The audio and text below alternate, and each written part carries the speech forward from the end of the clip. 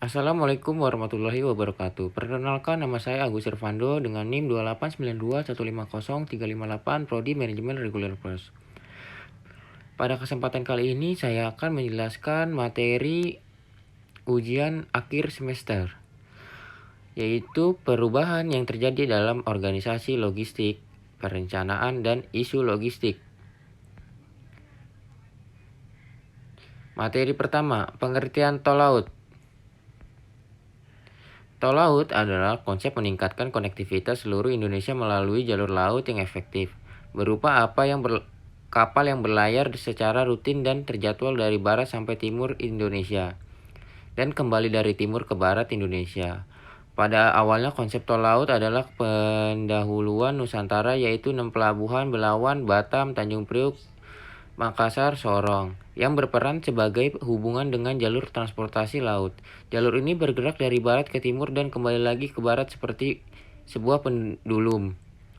6 pelabuhan ini terhubung dengan lokasi-lokasi lain di sekitarnya. Tujuannya adalah untuk mengurangi biaya logistik.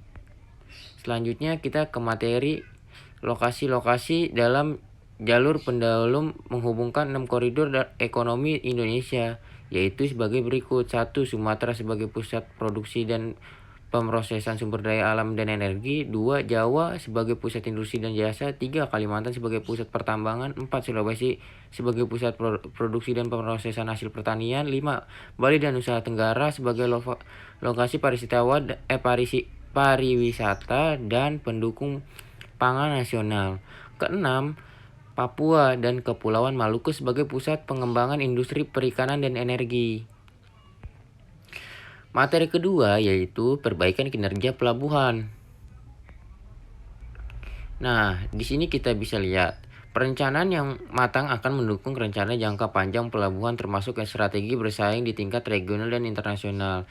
Penyediaan lahan dan fasilitas untuk cukup menampung barang untuk kebutuhan di masa kini dan perikanan kebutuhan masa depan. Misalkan dengan otomatisasi keren pengelompokan lokasi gudang menurut jenis komoditas. Ketiga, meningkatkan kapasitas modal transportasi dari pelabuhan menuju konsumen dan merangkul pihak swasta untuk berpartisipasi dalam mengelola fasilitasi pelabuhan, seperti penyediaan air bersih, pembangkit listrik, pengelolaan gudang. Yang selanjutnya, materi meningkatkan kemampuan tenaga kerja. Untuk kemampuan dasar, pelatihan bisa dilakukan secara internal ataupun mengundang tenaga ahli. Selanjutnya, meningkatkan efisiensi pembayaran pajak. Misalnya pembayaran online ketika kapal masih dalam perjalanan, termasuk pemberitahuan jenis barang yang dikirim. 3. Materi efisiensi fasilitas.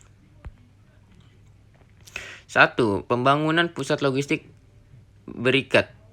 Gudang berfungsi untuk menyimpan barang sementara waktu sebelum digunakan produksi atau dikonsumsi. Dengan mengurangi perantara, maka dibutuhkan peran gudang yang lebih efisien.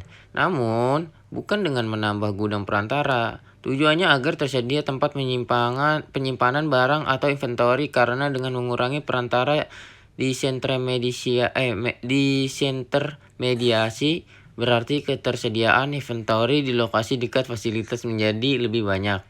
Meski inventory di gudang bertumbuh, jumlah inventory total dalam satu rantai logistik menurun karena disintermediasi. Jadi, gudang di kawasan berikutnya bonded adalah pergudangan untuk aktivitas perikatan atau penempatan bahan mentah setengah jadi menjadi barang jadi. Pada umumnya bahan mentah diimpor untuk diolah untuk barang jadi diekspor. 2. Integrasi pelabuhan dan kawasan industri. Ketiga, yaitu menjadikan pelabuhan Tanjung Priok sebagai hub Asia Tenggara. 4. Efisiensi transportasi. Nah, sektor transportasi menyumbangkan biaya cukup tebal terhadap biaya total logistik. Karena itu kita perlu memahami isu-isu transportasi. Peluang untuk mengefisiensi isu biaya transportasi di Indonesia sendiri meliputi poin-poin sebagai berikut, yaitu meningkatkan biaya investasi untuk seluruh moda transportasi. kemacetan dan infrastruktur yang kurang memadai, belum adanya standarisasi baku dalam menentukan tarif transportasi, tidak meratakan pembangunan sehingga mengangkut barang antar lokasi tidak selalu maksimal. Kantor jalan yang tidak rata dan perilaku pengemudi yang buruk mendorong pemakaian bahan bakar berlebihan.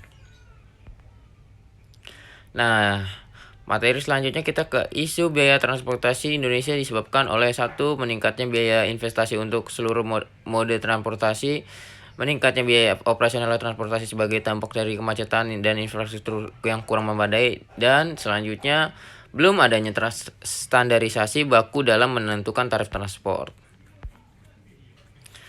Nah, biaya BBM memberikan kontribusi biaya terbesar, maka kita selayaknya harus mengefisiensi konsumsi BBM, yaitu sebagai berikut. Memperbaiki perilaku pengemudi dari agresif menjadi defensif. Agresif, melanggar aturan, berhenti mendadak, memacu kendaraan dengan kecepatan tinggi. Melakukan perawatan kendaraan dengan baik. Defensif, taat peraturan lalu lintas, santun. Menjaga supaya kecepatan kendaraan konstan sehingga konsumsi BBM lebih hemat.